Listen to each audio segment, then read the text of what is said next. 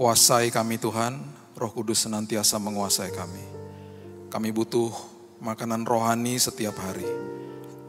Mungkin kami sudah berhasil kemarin, mungkin kami sudah mengatasi masalah kemarin, tapi hari ini beda, besok beda. Kami butuh makanan rohani setiap hari. Kami butuh dikuatkan setiap hari. Terima kasih Bapa, Roh Kudus yang bicara, Roh Kudus yang meneduhkan, Roh Kudus yang memberikan pengertian. Di dalam satu nama Yesus Kristus Tuhan kami berdoa dan kita sambut firman Tuhan. Kita sama-sama katakan amin. Haleluya. Silakan duduk. Shalom.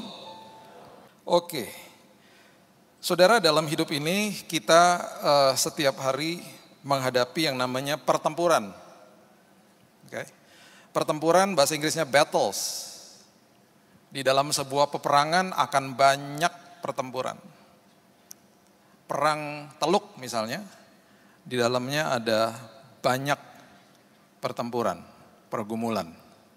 Di dalam pertempuran ada yang kalah, ada yang menang, tapi secara keseluruhan perang itu dimenangi oleh Tuhan kita. Wahyu mengatakan, buku yang terakhir mengatakan bahwa kemenangan di pihak saudara dan saya. Tapi setiap hari ada yang namanya pertempuran. Pertempuran itu setiap hari iman merasa kuat. Setiap hari juga rasa takut yang ada dalam hidup ini tambah kuat bisa juga. Jadi iman bertempur sama takut. Stres bertempur sama percaya. Pengharapan bertempur sama yang namanya putus asa. Medan pertempurannya di dalam hidup ini selalu terjadi di dalam pikiran saudara. Saya ulangi, medan pertempurannya terjadi di dalam pikiran saudara. Karena itu adalah satu-satunya akses yang iblis punya dalam hidup orang-orang benar, orang-orang yang dibenarkan, orang-orang percaya. Tujuan berikutnya dia setelah menguasai pikiran adalah hati manusia. Jiwa manusia dan akhirnya tujuan paling ultimate, paling tinggi adalah roh manusia. Jadi setiap hari dia hanya bisa mengaum-ngaum, menakut-nakuti saudara, kemudian mengganggu saudara, kemudian memberikan rasa tidak cukup, kemudian kita mulai pelan-pelan tidak mengucap syukur, dan akhirnya gampang rentan jatuh dalam dosa. Setiap pagi ketika saudara dan saya bangun, karena kita sudah dimiliki Roh Kudus yang bertahta di hati kita, setiap hari suara di dalam hati ini mengatakan, baca firman misalnya. Bilang terima kasih sama aku. Di satu sisi lagi di dalam pikiran ada suara mengatakan cek handphone misalnya. Baru bangun pagi gitu. Ya, dua suara ini ya yang ada di pikiran sama yang ada di hati bertemu, tabrakan, collides di bagian yang namanya hati nurani, bahasa Inggrisnya consciousness. Yang mengambil keputusan di hati nurani bukan Tuhan, bukan iblis. Siapa? Saudara dan saya. Itu baru bangun pagi loh. Baru bangun pagi, baru melek, sudah langsung diperhadapkan, disodorkan sama keputusan. Bayangkan, kita akan menghadapi ratusan keputusan sepanjang hari. Hidup ini diciptakan tubuh, jiwa, dan roh. Nanti saya peragakan kepada saudara supaya saudara lihat visualnya. Tuhan mempunyai median yang luar biasa untuk berhubungan sama manusia dan dia memberikan nilai-nilai atribut surgawi itu di dalam roh manusia. Di dalam roh manusia, sebentar kita baca ayatnya. Kemudian di tengah-tengah itu ada yang namanya jiwa. Jiwa itu ada pikiran gitu ya. Ada kehendak, keputusan, emosi, itu di situ. Di layer yang paling luar itu dinamakan tubuh. Tubuh itu ada panca indera. Panca indera itu ada dua yang merupakan pintu gerbang hati. Yaitu adalah mata dan telinga. Mata dan telinga adalah pintu gerbang hati. Kalau tidak dijaga, ya di Petrus dikatakan jiwa yang benar ini akan tersiksa. Jadi dari panca indera itu ada yang mencium, ya ada taste itu bisa berasal tuh dari lidah sama dari kulit gitu ya. Nah ada dua panca indera yang seringkali dan selalu melihat dan mendengar, kemudian menyerap informasi dari apa yang ada di depan kita. Itu tubuh. Nah, saudara bisa bayangkan kenapa dikatakan jiwa yang tersiksa, itu kalau betul-betul kita betul-betul tidak berharap, tidak mengerti, dan tidak kasih makan manusia roh. Yang kita makan adalah daging, kedagingan. Itu terus yang dikasih makan. Karena dua-dua suara ini yang namanya suara di dalam roh dan suara yang masuk panca indera dari tubuh itu akan bertabrakan dan kemudian akan diolah dan keputusan itu akan diambil di jiwa saudara, keputusan kehendak.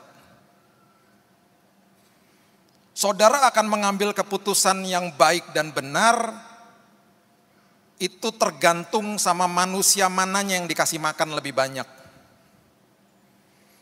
Kalau manusia rohnya terus dikasih makan, secara otomatis menghadapi masalah saudara larinya ke situ. Minta nilai surgawi. Tapi kalau dagingnya terus dikasih makan, secara natural kita akan ambil keputusan secara kedagingan. Pasti begitu. Jadi setiap hari ada pertempuran dalam kehidupan ini. Dan sekali lagi yang ngambil keputusan bukan Tuhan, bukan iblis, tapi saudara dan saya. Dan semua keputusan yang kita ambil itu akan berdampak di hari esok. Semua yang saudara ambil keputusan di hari ini akan berdampak di hari esok. Selalu begitu. Saudara ada pada saat ini karena ada keputusan yang saudara ambil di masa yang lalu. Saudara duduk di gereja pada malam hari ini, ada keputusan yang saudara ambil tadi. Saudara bisa ada di tempat lain tapi saudara mau datang ke sini. Dan semuanya ini akan terus berakumulasi, mana yang saudara terus berikan makan, tubuh atau roh, itu akan nantinya ketahuan. Pertama mungkin orang lain gak bisa lihat, mungkin bahkan saudara gak bisa lihat, tapi lama-kelamaan itu akan muncul di permukaan. Mana nih yang saya kasih makan lebih banyak? Tubuh saya, daging saya, atau roh saya? Saya gak bilang makanan jasmani ya. Amsal ayat yang keempat, ayat yang ke-23 mengatakan begini. Amsal pasal yang keempat, ayat yang ke-23. Jagalah hatimu dengan segala kewaspadaan, karena dari situlah terpancar apa? Kehidupan. Kita mau aspek hidup kita semuanya aman dan nyaman. Kuncinya cuma satu, jaga hati aja. Nanti Tuhan akan take care yang lainnya. Jaga hati aja, karena dari situ adalah sumber daripada kehidupan. 1 Timotius 6 ayat 12. 1 Timotius 6 ayat 12. Bertandinglah dalam pertandingan iman yang benar. Ada iman yang gak benar. Iman terhadap kekuatan manusia, iman terhadap kekuatan yang lain. Ada iman yang gak benar. Iman yang benar, dan rebutlah hidup yang kekal. Untuk itulah engkau telah dipanggil dan telah engkau ikrarkan ikrar yang benar di depan banyak saksi. Ketika saudara mengatakan kepada saya adalah pengikut Kristus, saya orang Kristen, saudara langsung jadi tontonan orang, tontonan dunia. Mana aku mau lihat imanmu seperti apa, mana buktinya. Langsung jadi tontonan, seperti ikrar yang aku ikrarkan, itu maksudnya. Saya mau buat apa dalam hidup ini jadi tontonan akhirnya. Kemuliaan Tuhan tadi kita sudah nyanyi akan diperlihatkan, akan dipertontonkan, tergantung kitanya mau seperti apa. Efesus 6 ayat 12 mengatakan begini. Efesus 6 ayat yang ke-12. Karena perjuangan kita bukanlah melawan darah dan daging, tetapi melawan pemerintah-pemerintah, melawan penguasa-penguasa, melawan penghulu-penghulu dunia yang gelap ini, melawan roh-roh jahat di udara. Waktu terbaring di rumah sakit, salah satu yang saya lihat pada malam hari jam 5 pagi adalah sosok manusia yang ganteng di depan saya dan Tuhan kasih tunjuk sama saya pembawa penyakitnya. Saya lihat di dalam mimpi saya dan kemudian transisi masuk ke dalam keadaan yang nyata. Saya lihat dia lewat di depan saya, kemudian dia memandang saya, mukanya ganteng, gak tahu lah itu siapa. Setelah sebelum dia tutup pintu, dia tunjuk dan dia kasih tanda kode begini. Pintu ditutup, masuk sebuah sosok anjing yang taringnya penuh dengan air liur dan mengerikan di depan saya. Dan selama proses ini berjalan, saya merasa ada panas yang jalan dari bawah tubuh saya sampai ke atas. Dan ini setelah saya pernah cerita kepada saudara, saya udah pernah kolaps. Udah pernah sampai hilang gitu ya. Karena darah saya sudah drop. Ya, bagi saudara yang belum tahu cerita saya, nanti lihat aja YouTube-nya. Saya didiagnosa kanker kemarin bulan Januari. Dan kemudian panasnya mulai naik dan ada suara, kali ini kamu mati. Kali ini kamu panas tinggi dan kamu mati. Bukan sekedar kolaps, mati kamu. Karena saya melihat sosok anjing itu, saya langsung pegang dia punya kerah di sini ya. Talinya saya pegang, ada talinya saya pegang. Tiba-tiba jam 5.30 itu, kenapa saya tahu? Karena saya terbangun. Jam 5.30 lihat jam terbangun. Dan itu betul-betul transisi dari dunia mimpi masuk ke dalam dunia nyata. Dan itu betul-betul badan saya memang lagi panas. Jadi saya lagi diserang. Panasnya mulai naik dan benar-benar panas. Mulai naik dan mulai menggigil badan saya. Sementara beberapa hari yang lalu saya kolaps dan hampir masuk ICU. Dan kembali suara itu mengatakan, kali ini mati kamu. Dan dalam sekejap, di dalam hati saya Roh Kudus bilang begini, lepaskan tanganmu. Maksudnya lepaskan pegangan itu kepada binatang itu, lepaskan. Angkat tanganmu dan nyanyi-nyanyian pujian bagi aku. Biarkan aku yang melakukan ini. Let me do the battle, bahasa Inggrisnya. Dia kasih tahu begitu sama saya. Saya mulai angkat tangan saya mulai menyanyi. Biarlah manis kau dengar Tuhan, manis kau dengar Tuhan. Jam 5.30 pagi. Saya nyanyi itu kira-kira 15 menit. Dan panas itu yang sudah sampai di sini. Dan badan saya sudah mulai menggigil. Itu betul-betul saya bisa merasakan turun perlahan-lahan. Turun dan hilang. Dan dalam momen itu saya bisa marahnya luar biasa. Saya bilang, pergi kamu dari sini. Pergi kamu dari hidupku. Aku sudah disembuhkan. Engkau tidak punya tempat di atas tubuhku. Keluar dari kamar ini. Dalam sekejap badan saya semuanya normal. Jam 6 pagi persis setelah setengah jam kejadian itu, suster masuk ke kamar. Dia taruh mesin, dia hook up ke badan saya. Dia pasang suhunya 36,8, normal. Suster gak pernah tahu barusan terjadi apa. Saya juga gak cerita ke dia. Siangnya waktu istri saya datang, saya kasih tahu, saya ceritakan. Waktu saya pulang ke Indonesia, ketemu sama saudara-saudara, ketemu sama sepupu-sepupu saya yang banyak yang doakan saya. Ada salah satu pendoa dari sepupu saya yang datang kepada saya, dia bilang gini, kamu tahu gak? Bulan lalu itu, ada satu hari saya dibangunkan Tuhan jam 5 pagi. Dan saya melihat ada sosok anjing yang mengerikan masuk di kamarmu. Saya bilang persis, saya didatengin sama dia. Terima kasih. Engkau bangun dan engkau dengar suara Tuhan dan engkau patuh dan taat dan doakan saya. Terima kasih, saya diserang hari itu. Kita bukan melawan sesuatu yang biasa-biasa. Makanya kenapa pertempuran itu setiap hari terjadi dalam hidup ini. Dalam kadar yang seperti saya, yang ekstrim, atau dalam hal-hal yang sepele yang kita anggap itu nggak ada artinya. Tapi di situ ketika kita mengambil keputusan seringkali kita salah. Karena setiap hari dia akan mengaum-ngaum di pikiran saudara. Dan dia tidak pernah stop. Jadi jangan berani-berani stop baca firman. Jadi jangan berani-berani stop doa. Jangan mentang-mentang kemarin sudah oke, hari ini berarti kita leha-leha.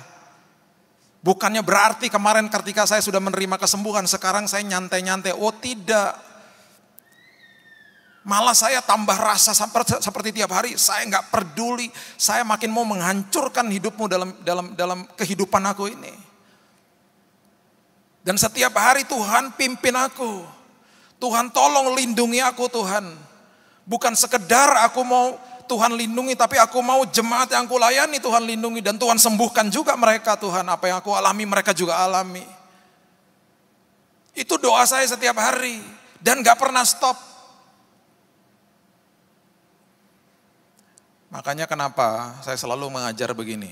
Isi doa kita bukan tawar-menawar sama Tuhan. Seringkali isi doanya manusia tuh transaksional. Transaksi kita sama Tuhan. Padahal harusnya isi doa kita tuh adalah komunal dan betul-betul relasional sama Tuhan. Hubungan intim sama Dia. Belajar dengar suaranya Dia. Itu harusnya isi doa begitu. Terus belajar dengar suaranya. Karena itu penting. Supaya setiap hari mengerti instruksinya Tuhan itu seperti apa yang harus kita lakukan tiap hari. Jangan transaksional. Jangan tawar-menawar. Dia bukan dewa, dia Tuhan yang luar biasa, yang agung atas hidup ini. Saudara juga pasti sedih kalau anak-anak saudara cuma datang kalau ada butuhnya aja. Sementara mereka gak pernah bilang, Daddy, Mommy, I love you. Betapa bahagianya hati kami sebagai orang tua ketika anak-anak datang dan tanpa apa-apa, tanpa ada embel-embelnya datang hanya peluk dan bilang, Dad, I love you, Dad. Berapa hari yang lalu anak saya yang kedua peluk saya, sore-sore. Terus lama banget. Saya udah pikir selesai, dia bilang, no, belum puas. Peluk, dia tingginya udah hampir seperti saya, umur 12 tahun. Terus dia liatin muka saya, I love you, Dad. Indah rasanya. Waktu masih kecil beda, digituin juga, masih pendeknya segini kan, dipeluknya kakinya, peluknya. I love you, Dad. Besok boleh beli mainan enggak? Ada maunya kalau masih kecil. Kita juga gitu, waktu masih kerdil rohani gitu. Doa karena ada maunya. Doa jadi ban serep. Enggak gitu, isi doa enggak boleh terjadi transaksi di situ.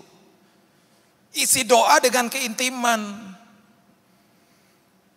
Nah itu yang saya katakan pertempuran antara manusia lama dengan manusia baru.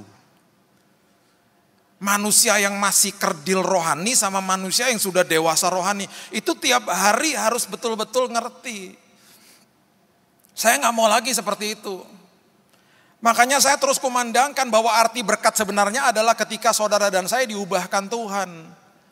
Bukan masalahnya yang diubahkan, kita yang diubahkan Tuhan. Itu arti berkat yang sebenarnya. Nah ini yang saya mau beritahu kepada saudara. Ingat, ini camkan betul-betul. Ya, Tuhan adalah Tuhan yang penuh mujizat. Setuju? Oke. Perhatikan ini. Ketika saudara butuh mujizat, ketika kemarin saya butuh mujizat, dia bisa lakukan mujizatnya dengan mengembalikan tangan. Blek, terjadi mujizat. Segampang itu. Saudara lagi dalam hutang yang besar, Tuhan bisa langsung kasih bereskan hutang saudara. Gampang, bagi Tuhan tidak ada yang sulit. Tapi ada satu, dia bisa lakukan tapi dia tidak akan lakukan. Apa? Paksa saudara berubah. Saya ulangi ya, dia tidak akan pernah paksa saudara berubah. Dia menghormati yang namanya kebebasan untuk memilih. Makanya yang mengambil keputusan saudara. Dia punya kuasa nggak mengubahkan hidup saudara? Oh punya. Dia tidak akan paksa saudara berubah. Makanya cerita ketika dia berjalan dengan murid di Emmaus, ya di Emmaus. Dia Alkitab mengatakan dia berjalan dan seolah-olah ingin meneruskan perjalanan. Nah.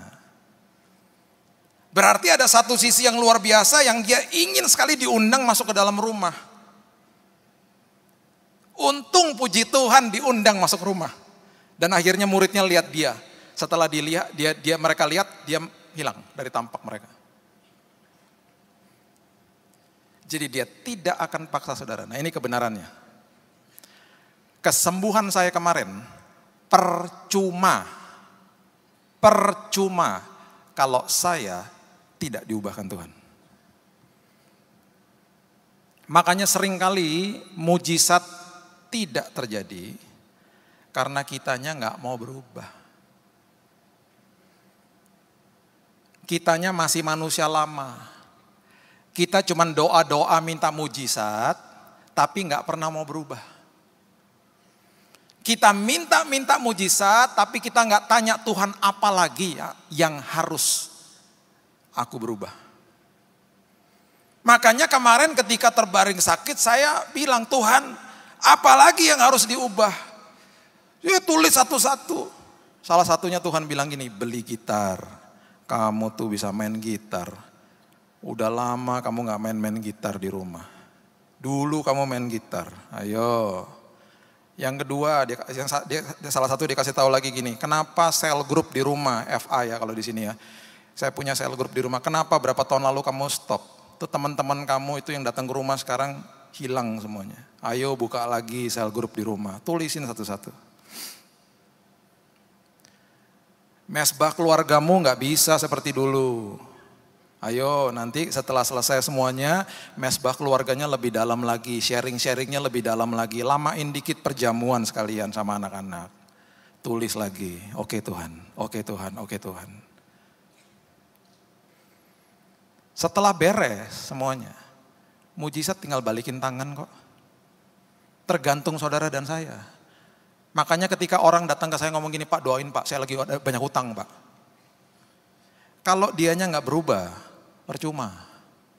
Saya bilang, Bu, Pak berubah dulu ya. Nanti Tuhan kasih, ya Tuhan berikan. Kalau gak berubah nanti dikelolanya berantakan lagi. Karena Tuhan adalah Tuhan yang menjawab kebutuhan, bukan keinginan. Saya ulangi, Tuhan adalah Tuhan yang menjawab kebutuhan, bukan keinginan. Saya ingin disembuhkan pasti. Tapi kebutuhan yang paling utama adalah aku diubahkan Tuhan. Ketika saya berubah, kesembuhan otomatis. Bagi saya kesembuhan itu bonus. Saya mengatakan saya diberkati Tuhan bukan karena kesembuhannya. Saya diberkati Tuhan karena saya diubahkan sama Tuhan. Ngerti ya maksudnya? Makanya di dalam perjalanan hidup, pastikan kita ini berubah setiap hari. Mujizat tinggal balikin tangan kok. Makanya Tuhan tidak akan pernah paksa manusia. Sebelum waktunya berjalan terus, saya undang coba 3 orang ke sini. Sudah siap? 3 pria coba. Saya mau kasih lihat ini kepada saudara ya. Ini pergumulan hidup setiap hari ini kayak begini. Makanya saudara biar ngerti ya. Coba bisa berdiri di sini. Sebelumnya coba saudara baca dulu ini ya. Ya baca dulu ini. Buka bersama-sama saya di Roma, pasalnya yang ke-7, ayat yang ke-22 dan 23. Roma pasal yang ke-7, ayat 22 dan 23. Sebab di dalam batinku aku suka akan hukum Allah, tetapi di dalam anggota-anggota tubuhku aku melihat hukum yang lain yang berjuang melawan hukum akal budiku. Dan yang membuat aku menjadi tawanan hukum dosa yang ada di dalam anggota-anggota tubuhku. Ya, aku suka sama hukumnya Tuhan, tapi aku sepertinya kayak dicengkeram gitu, susah mau berubah. Ya. 2 Korintus 3 ayat yang ketiga. Ini ayat yang penting sekali saudara harus mengerti. Karena telah ternyata bahwa kamu adalah surat Kristus yang ditulis oleh pelayanan kami. Ditulis bukan dengan tinta tetapi dengan roh dari Allah yang hidup, bukan pada loh-loh batu lagi, tapi kebenaran itu ditulis di mana? Melainkan pada loh-loh daging, yaitu di dalam hati manusia, diletakkan di dalam rohnya manusia. Jadi kebenaran itu sudah diletakkan di dalam hatinya manusia. Saya cuma mau kasih contoh aja kepada saudara ya. Berarti apa? Kasih sudah dikasih, kekudusan sudah dikasih, iman sudah dikasih.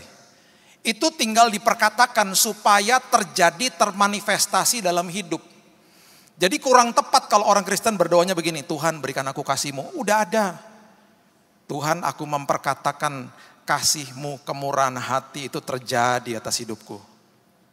Contoh ya, coba di sini. Bertiga di sini. Nah, ini layer yang paling dalam ya. Ngadepnya ke sana aja. Jangan malu-malu sih. Ya, ngadep sini. Oke. Ini layer yang paling dalam. Roh.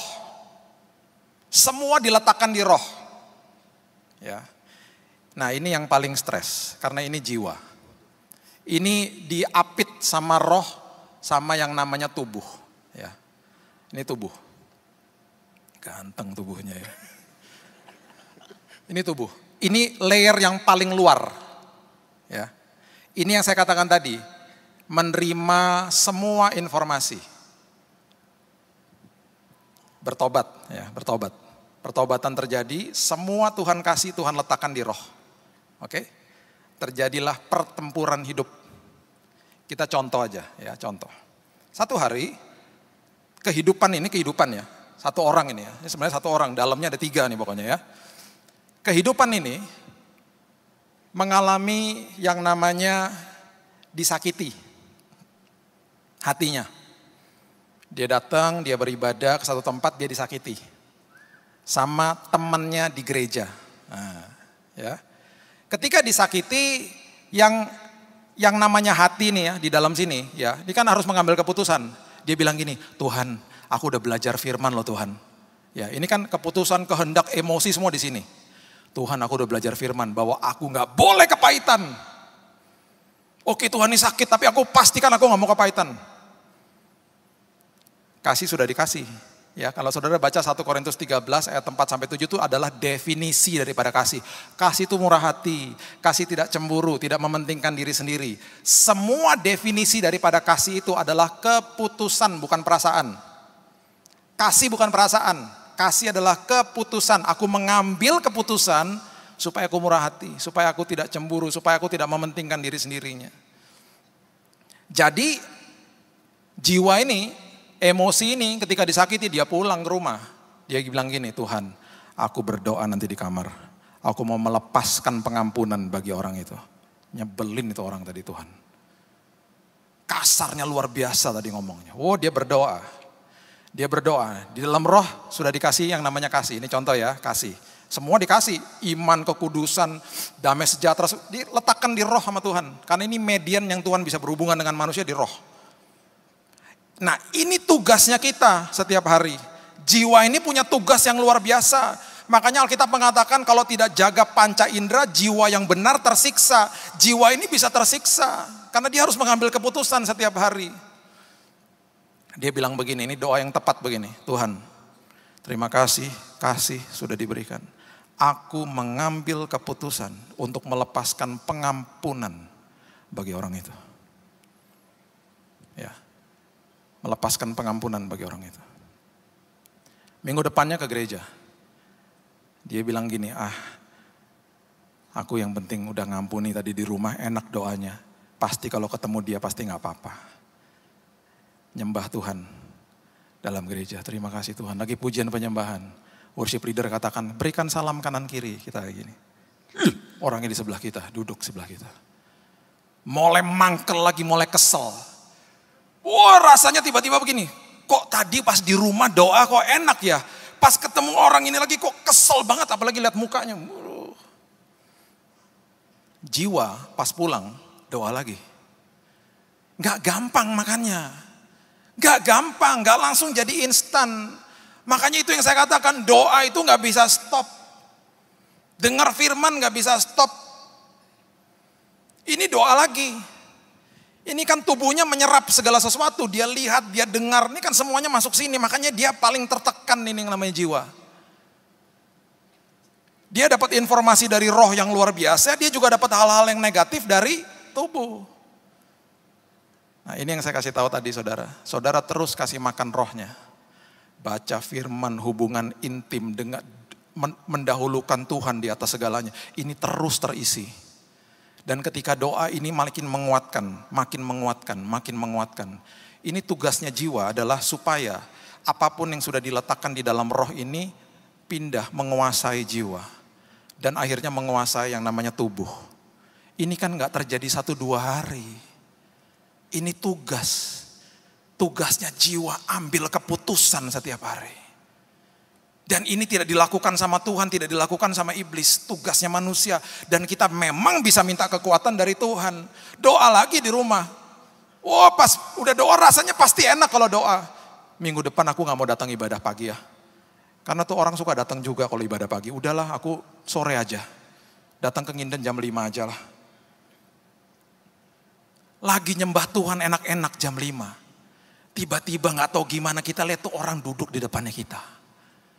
Kita kesel lagi, gimana sih Tuhan? Saya udah berusaha menghindar dari dia, ada lagi tuh orang. Jadi apapun yang diserap sama tubuh, ya masuk ke dalam jiwa, itu gak langsung jiwanya langsung berubah, bisa termakan lagi. Ini jiwa lakukan doa terus menerus. Satu hari ketika dia ada di dalam gereja, dia masuk ke dalam gereja, dia lihat itu orang yang dia sebel, ada jalan jauh. Tiba-tiba hatinya gini, lah kok aku ada belas kasihan ya, lah kok aku udah oke ya. Itu hari adalah hari di mana jiwa ini sudah dikuasai sama roh, sama kasih yang sebenarnya. Tubuhnya pasti sehat. Tubuhnya gak ada penyakit karena sehat. Karena hidupnya gak ada sakit hati, gak ada kepahitan. Di hari itu dengan bangga orang ini disebut lebih daripada pemenang. Itu gak terjadi 1-2 hari. Itu adalah tangisan, tabur, sabar, bertahan. Itu makanya harus mengambil keputusan di dalam jiwa ini. Sekali lagi ya, modalnya udah dikasih loh, diletakkan di dalam roh. Apapun yang masuk lewat tubuh dan semuanya bersarang di sini, pastikan yang diberi makan rohnya. Ini terus dikasih makan. Lama-kelamaan ini akan menguasai jiwa dan lama-kelamaan menguasai tubuh. Berikan tepuk tangan untuk teman-teman kita. Silakan masuk. Makasih. Saudara, saya akan tutup dengan cerita ini. Markus pasal yang kedua. Markus pasal yang kedua. Ayat yang pertama sampai keempat. Markus pasal yang kedua maksud saya, ayat yang pertama sampai keempat. Kemudian sesudah lewat beberapa hari, waktu Yesus datang lagi ke Kapernaum, tersiarlah kabar bahwa ia ada di rumah. Maka datanglah orang-orang berkerumun sehingga tidak ada lagi tempat, bahkan di muka pintu pun tidak. Sementara ia memberitakan firman kepada mereka, ada orang-orang datang membawa kepadanya seorang lumpuh digotong oleh 4 orang. Tetapi mereka tidak dapat membawanya kepadanya karena orang banyak itu, lalu mereka membuka atap yang ada di atasnya. Sesudah terbuka mereka menurunkan tilam tempat orang lumpuh itu terbaring. Mereka ini, ya kelompok ini, 4 orang dengan temannya yang lumpuh di atas tilam. Mereka punya keinginan. Keinginannya apa yang saya katakan tadi? Mujizat Tuhan. Supaya orang lumpuh ini ketemu sama Yesus dan setelah itu orang lumpuh ini disembuhkan. Karena mereka sudah pasti dengar banyak cerita bahwa Yesus menyembuhkan, Yesus melakukan mujizat dan lain sebagainya. Ini kalau saya ada di grup ini, datang rumah Tuhan tempat ibadah sudah penuh. Saya pasti bilang sama teman-teman saya, pulang. Aku malas sudah pulang. Karena udah gak bisa masuk. Bahwa orang lumpuh kok udah terlalu padat. Apalagi sampai naik ke atas atap. Ngapain? Di atas atap itu Alkitab tidak mendokumentasikan apakah sudah ada lobang atau mereka harus bobok atap di atas. Tapi apapun itu ribet urusannya. Repot. Kalaupun sudah ada lobangnya pun tetap orang lumpuhnya itu kan harus dinaikin ke atas. Resikonya besar. Lagi dinaikin pakai tali, tiba-tiba dia jatuh, udah lumpuh tambah lumpuh lagi. Bahaya, makanya kalau saya ada di kelompok ini, saya akan bilang sama teman-teman saya, pulang. Besok kita cari tahu lagi, Yesus membuat KKR di mana, ibadah di mana, datangnya lebih awal. Makanya cek Instagram. Lihat jam ibadah, datang kok telat. Pulang pasti, kalau saya. Ini enggak, naik ke atas atap. Naik ke atas atap itu kan berarti orang lumpuhnya ditarik ke atas. Itu pasti ribet dan itu bahkan pasti juga ada waktu, time constraint, ada waktu yang cepet dong, ini ibadah udah mau selesai cepetan. Kalau itu sampai dibobok berarti mereka juga harus pas-pasin supaya ketika tilamnya turun tuh di depannya Yesus. Berarti ada temannya di bawah yang bilang gini, kiri-kiri, ya, udah stop sih, ya udah. Ikan ribet banget. Udah orang lumpuhnya sampai di atas, mereka kemudian harus turunin lagi pelan-pelan. Itu kan pasti mengganggu acara ibadah. Membuat onar, buat malu lah dan lain sebagainya. Dan ketika mereka turunin kan juga harus sama-sama. 1, 2, 3, 1, 2. Terus goyang-goyang orang lumpuhnya, hati-hati, 1, 2. Ribet, makanya kalau saya pulang udah. Ngapain kayak gitu. Berarti ini kan keinginannya luar biasa. Mau sembuh. Dan pasti kata-katanya Yesus yang selalu mereka dengar di mana-mana, hai orang lumpuh, angkat tilammu dan berjalanlah. Itu udah biasa dengar kayak begitu. Sudah biasa kita juga dengar, oh disembuhkan, Pak Billy disembuhkan, aku juga bisa. Oh dia dapat mujizat, aku juga bisa. Itu hutangnya beres, aku juga bisa. Kita punya banyak keinginan dan keinginan-keinginan kita kerap kali mau mujizat Tuhan. Dan tanpa kita sadari kita kejar-kejar mujizat Tuhan. Sekali lagi ya, Tuhan adalah Tuhan yang menjawab kebutuhan, bukan keinginan. Coba saudara lihat ayat 5. Apa yang Yesus lakukan dan apa yang Yesus katakan kepada orang lumpuh itu. Ketika Yesus melihat iman mereka, punya iman memang. Berkatalah ia kepada orang lumpuh itu, hai anakku, dosamu sudah diampuni. Gak ada hubungannya sama kesembuhan. Itu kalau di film kartun bunyinya gini, soundtracknya gini, ngek ngek ngek ngek. Penonton kecewa. Itu pasti orang lumpuhnya kasih tahu sama teman-temannya, lu udah bilang nggak butuh kesembuhan bukan dosa diampuni, salah doanya. Ini loh yang saya mau beritahu kepada saudara. Lebih baik orang itu terus lumpuh sampai dia mati. Tapi jiwanya diselamatkan, ujung-ujungnya masuk surga. Daripada disembuhkan nama Tuhan, dikasih mujizat, jiwanya tidak tertolong, dosanya tidak diampuni, orang yang gak pernah bertobat, ujungnya neraka. Ngerti ya maksudnya ya? Makanya saya katakan, kesembuhan saya tidak akan ada artinya kalau saya ini gak diubahkan Tuhan. Setelah dosanya diampuni, karena rupanya cek dan recheck lagi orang ini belum bertobat. Kalau saudara baca cerita nanti di rumah, di ujung daripada perikop ini, orang lumpuh ini disembuhkan dan orang-orang takjub melihatnya. Tapi sebelumnya apa? Kebutuhannya dijawab dulu. Karena Tuhan adalah Tuhan yang menjawab kebutuhan, bukan keinginan. Makanya kenapa pertempuran di dalam hidup ini kita harus tahu. Tiap hari mengalami pergumulan dan pertempuran di dalam pikiran kita. Perkatakan apa yang Tuhan sudah berikan dalam hidup ini. Ambil keputusan setiap hari. Kasih makan manusia rohani. Tiap hari. Pastikan semua kebutuhan rohaniku beres di hadapan Tuhan. Kalau itu beres, mujizat tinggal tunggu waktu. Karena apa? Tuhan bangga. Yang diubahkan saudara. Bukan kejar-kejar mujizat. Kejar Yesusnya. Itu yang dia mau. Makanya dengan bangga saya bisa katakan kesembuhan saya penuh dengan arti. Karena saya diubahkan Tuhan. Sekali lagi, Tuhan tidak akan paksa saudara berubah. Itu keputusan kita. Saya mengundang saudara untuk ambil keputusan setiap hari. Berubah. Bilang sama jiwa saudara, di pikiran saya memang ini medan pertempuran. Tapi setiap hari aku akan kasih makan manusia rohku. Supaya nantinya dia akan menang. Ketika itu saudara lakukan, saudara disebut orang-orang yang lebih daripada pemenang. Berikan tepuk tangan kita untuk Tuhan kita yang luar biasa. Terima kasih Tuhan. Kami mengucap syukur buat malam yang indah ini. Terima kasih Tuhan buat firman-Mu. Banyak yang mau hamba sampaikan Tuhan. Tapi selalu terbentur waktu. Nanti berikan lagi Tuhan waktu-waktu yang akan datang. Di mana kami terus bisa belajar. Dengan apapun yang sudah kami terima pada saat ini. Kami bawa pulang. Dan biarkan firman ini Tuhan termaterai dalam hidup kami. Terus Roh Kudus kumandangkan firman ini. Ingati kami. Dan buat kami makin mengerti.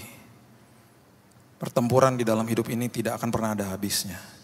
Berarti setiap hari kami harus mempersenjatai hidup ini dengan senjata rohani. Berarti setiap hari kami harus kasih makan manusia roh kami. Setiap hari kami harus makin sadar bahwa kami tidak kejar-kejar mujizat, tapi kejar kebenaran.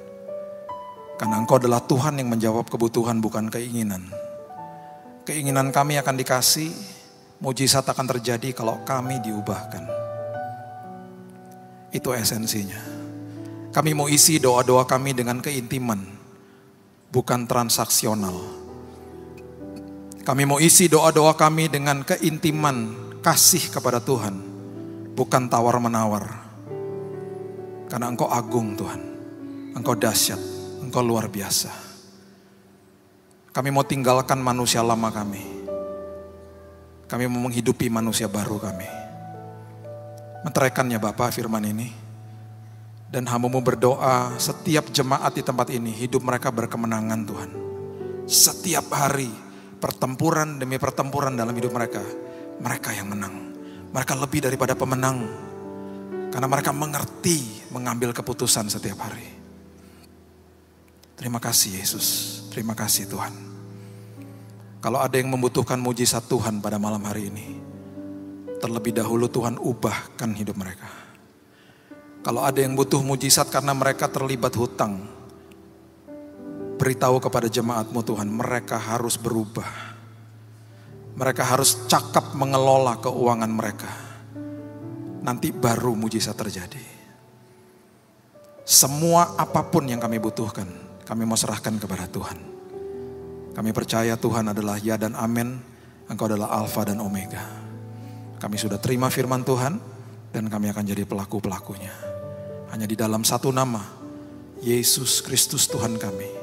Kami sudah berdoa dan mengucap syukur. Kita sama-sama katakan, amin. Tuhan berkati.